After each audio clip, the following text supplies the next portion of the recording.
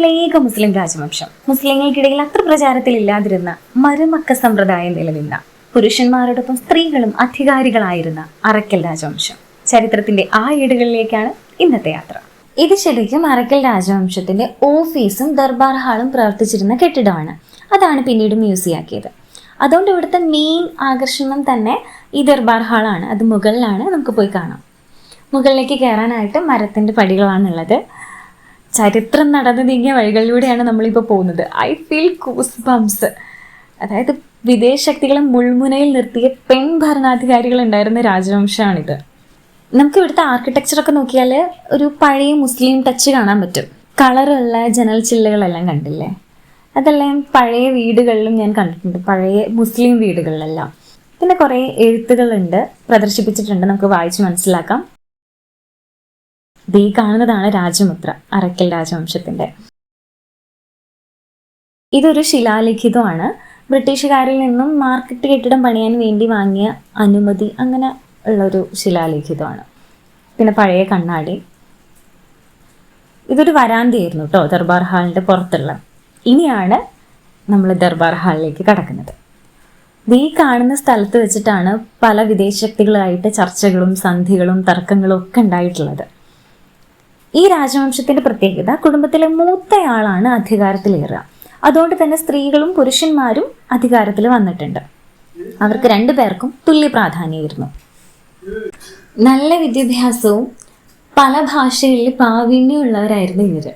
ഈ രാജാക്കന്മാര് വിദേശ ശക്തികളുമായിട്ട് ഒരു ദ്വിഭാഷി അല്ലെങ്കിൽ ഒരു ട്രാൻസ്ലേറ്ററുടെ സഹായം ഇല്ലാതെ തന്നെ ആശയവിനിമയം നടത്തിയതായിട്ട് പല രേഖകളിലും പറയുന്നുണ്ട്. ഭരണാധികാരികളുടെ എല്ലാം ചിത്രങ്ങൾ ഇവിടെ പ്രദർശിപ്പിക്കും. ഈ ദർബാർ ഹാള് കഴിഞ്ഞ് തൊട്ടടുത്തൊരു മുറിയുണ്ട്. ആ മുറിയിൽ നിറയെ പെയിന്റിങ്ങുകളാണുള്ളത്.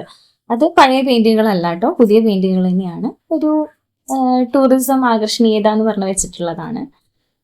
അതിൽ പല നല്ല രസമുള്ള പെയിന്റിങ്ങുകൾ. എനിക്ക് ആ തെയ്യത്തിന്റെ പെയിന്റിംഗ് ആണ് ഏറ്റവും ഇഷ്ടപ്പെട്ടത്.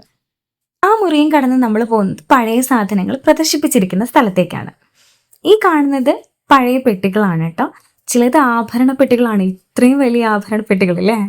ഈ കാണുന്നത് അങ്കവടിയും രാജകിരീടവുമാണ്. അങ്കവടിയിൽ രാജ്യചിഹ്നമാണ് കൊത്തിയിരിക്കുന്നത്. അതിൻ്റെ കൂടെ തന്നെ വിശുദ്ധ ഖുറാനും സൂക്ഷിച്ചിരിക്കുന്നു. ഈ കാണുന്നത് വാളും പരിചയും കുന്തം എല്ലാമാണ് അന്നത്തെ യുദ്ധത്തിന് ഉപയോഗിച്ചിരുന്നത്. അതെല്ലാം അതേപടി സൂക്ഷിച്ചിട്ടുണ്ട്. ഇനി പാത്രങ്ങളാണ്. ഈ കാണുന്ന സ്റ്റീൽ പാത്രങ്ങൾ മാത്രമല്ല കേട്ടോ, അന്നത്തെ മനോഹരമായ സ്ഫടിക പാത്രങ്ങളും ഇവിടെയുണ്ട്. ഇത് വിളക്കുകളാണ്.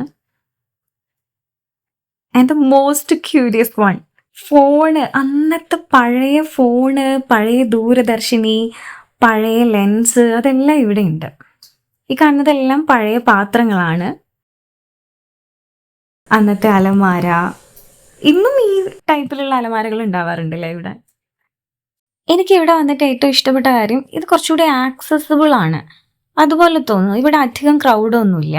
നമുക്ക് കാര്യങ്ങളെല്ലാം നല്ലോണം കണ്ട് മനസ്സിലാക്കാൻ പറ്റിയൊരു സാഹചര്യമുണ്ട്. അങ്ങനെ ദർബാർ ഹാൾ കണ്ടു കഴിഞ്ഞ് നമ്മൾ താഴോട്ട് ഇറങ്ങിയാൽ വേറെ ഒരു ഫോട്ടോകളെല്ലാം പ്രദർശിപ്പിച്ചിരിക്കുന്ന ഒരു മുറിയിലേക്കാണ് എത്തിച്ചേരുക. ഇവിടെ പ്രധാനപ്പെട്ട ചില ചിത്രങ്ങളാണ് പ്രദർശിപ്പിച്ചിരിക്കുന്നത്. ഈ കാണുന്നത് ഹോർത്തൂസ് മലബാറിക്കസിൽ വരച്ച മുളയുടെ ചിത്രമാണ് കേട്ടോ. ഹോർത്തൂസ് മലബാറിക്കസ് എത്ര പ്രധാനപ്പെട്ട ബുക്കാണ് എന്നുള്ളത് നമുക്കറിയാം. അങ്ങനെ പല പ്രധാനപ്പെട്ട ചിത്രങ്ങളാണ് ഇവിടെ കാണിച്ചിരിക്കുന്നത്. നമുക്ക് ഓരോന്നും കണ്ട് മനസ്സിലാക്കാം. ആരും പെട്ടെന്ന് കണ്ടു നീങ്ങൂ എന്നൊന്നും പറയില്ല, കാരണം അത്രയും ക്രൗഡ് ഉണ്ടാവാറില്ല. ചരിത്രം ഇഷ്ടപ്പെടുന്നവരും അതറിയാൻ ആഗ്രഹിക്കുന്നവരും തീർച്ചയായും വന്നിരിക്കേണ്ട സ്ഥലമാണ് അറക്കൽ മ്യൂസിയം.